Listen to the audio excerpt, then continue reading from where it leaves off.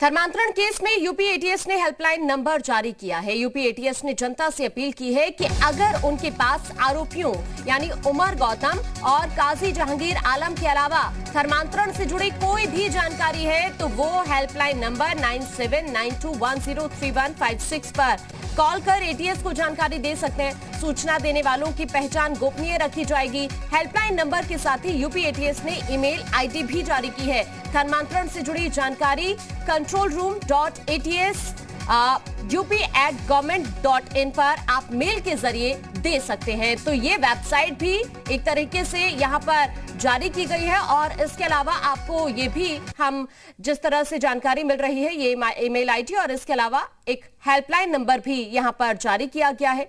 आप इस email ID के जरिए किसी भी तरह की जानकारी दे सकते हैं। आगे बढ़ते धर्मांतरण मामले में अभी अलर्ट पर है। 2 मदरसों पर बड़ी फंडिंग का शक है।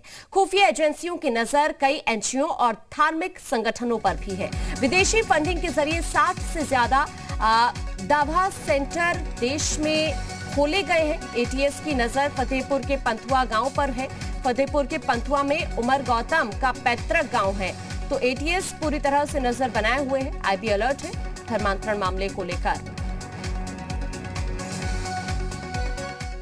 फतेहपुर की एक महिला टीचर ने उमर गौतम को लेकर बड़ा खुलासा किया है। टीचर ने बताया कि 2020 में नूरुल हदा इंग्लिश मीडियम स्कूल में उमर 25 मौलानाओं के साथ आया था और वो हिंदू बच्चों को उर्दू और अरबी पढ़ाए जाने का दबाव बना रहा था।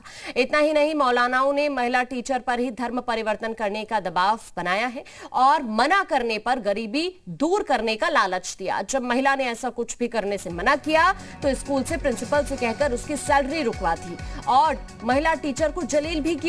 इस बात का खुलासा कल्पना सिंह नाम की शिक्षिका ने खुद किया है। आपको भी महिला टीचर का बयान सुनवाते हैं। उन्होंने साक्षात बोला था कि आप हमारे धर्म को अपनाएंगी तो आपको बहुत अच्छा बेटर फील होगा। फिर मतलब हमारे धर्म में ये नहीं होता कि आप भूखे मर जाएं, हम लोग सपोर्ट करते हैं उनका बराबर। तो कभी अपना कर तो देखिए उसके बारे में। ये आपकी जो गरीबी है ये गरीबी है, जैसे हम लोग हैं वैसे आपको भी रखेंगे। हमारे धर्म में आपके धर्म में बहुत अंतर है। तो और ज्यादा जानकारी के लिए हमारे साथ हमारे संवाददाता मयूर जुड़ गए हैं लाइव। मयूर, जिस तरह से धर्मांतरण केस इस वक्त यूपी एटीएस की तरफ से तमाम कोशिशें की जा रही हैं, मामले की बात की जाए, एक के बाद एक खुलासे हो रहे हैं। अभी स्कूल की शिक्षिका को भी हम सुनवा रहे थे, उसकी तरफ से खुलासा किया गया कि किस तरह से उसको यहां पर बहलाने फुसलाने की कोशिश की। इसके अलावा अगर बात की जाए इस केस को लेकर तो यूपी एटीएस की तरफ से एक हेल्पलाइन नंबर जारी किया गया है और साथ ही एक ईमेल आईडी भी जारी की गई है कि अगर किसी तरह की कोई जानकारी मिलती है तो उस पर आप बता सकते हैं।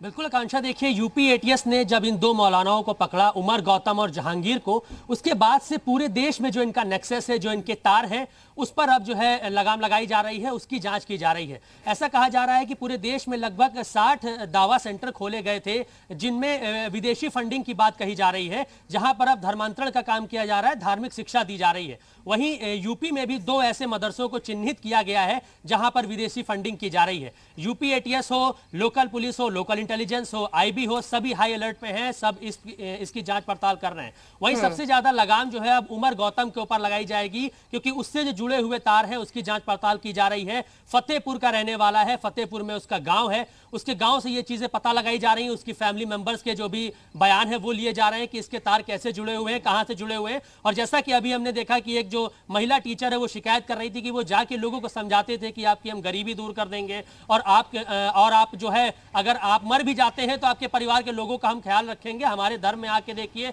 अपना के देखिए। तो ये जो पूरा नेक्सस है ये कई सालों से लगातार काम कर रहा है। और इसमें एक कॉमन बात हम लखनऊ से आपको आकांक्षा बताना चाहेंगे कि लखनऊ से 2 धर्मांतरण के मामले हम लोग के सामने आए। जी मीडिया ने जाके उसकी पड़ताल की तो उसमें एक कॉमन बात निकल के आई। जो 2 लड़कियों का धर्मांतरण किया गया उसका तार मुंबई से जुड़ा हुआ था। मतलब जब हमने उनसे बात की तो ये पता चला कि लड़कियां लखनऊ में रहती थी, उसके बाद धर्मांतरण के लिए जिनसे भी उनका संपर्क हुआ वो उनको मुंबई लेकर गए, लालच देके कि मुंबई चलेंगे, वहां पे आप और ज्यादा पैसा कमाइए, वहां की लाइफस्टाइल जीजिए, और वहां पर जाके उनसे शादी की गई। उसके बाद उनका धर्मांतरण करा दिया गया।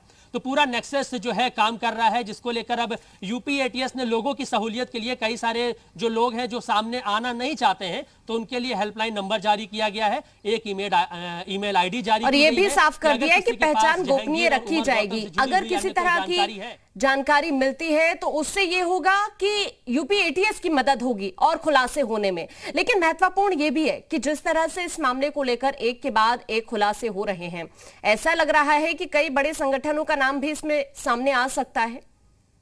बिल्कुल आकांक्षा, कई बड़े संगठन का नाम इसमें सामने आएगा और जितने भी देश भर में इस्लामिक सेंटर्स तमाम सारे जो चल रहे हैं जिनमें विदेशी फंडिंग की बात की जा रही है, अब उनकी जांच की जाएगी, उन पर लगाम लगाई जाएगी। यूपी में तमाम सारे मदरसे हैं, इस्लामिक सेंटर्स हैं और जो सेंटर बनाए गए जहां पर धार्मिक शिक्षा दी जाती है, ये जांच की जाएगी कि कहां पर विदेश से पैसा आ रहा है। क्योंकि जिन सेंटर्स में विदेश से पैसा आ रहा है वहीं के जो मौलाना है वो ऐसी बात जाकर कह सकते हैं लोगों से कि हम आपकी गरीबी दूर कर देंगे और हम आपके परिवार की रक्षा करेंगे, आप हमारे धर्म में आके देखिए, अपना के देखिए। तो इस तरीके का जो लुभावने वादे हैं, जो खासतौर पे गरीब लोग हैं, जिनको जो नीडी है, जिनको जरूरत है पैसे की, उनको कहीं ना कहीं बरगलाने का काम किया जा रहा है और जिनके पास विदेशी फंडिंग है वही ऐसी बात कर सकते हैं, लोगों को फंसाने का काम कर सकते हैं। यूपी एटीएस हाई अलर्ट पे है, लगातार जो दूसरे राज्यों की भी जो पुलिस की टीम्स हैं उनसे बातचीत की जा रही है और इनका पूरा नेक्सस भारत भर में तलाशा जा रहा है कि कौन कौन से ऐसे दावा सेंटर हैं जहां पर विदेशी फंडिंग होती है, वहां से इनके पास पैसा आता है। खासतौर पर आईबी को भी इसमें हाई अलर्ट पे रखा गया है कि जितने भी इस तरीके के लोग हैं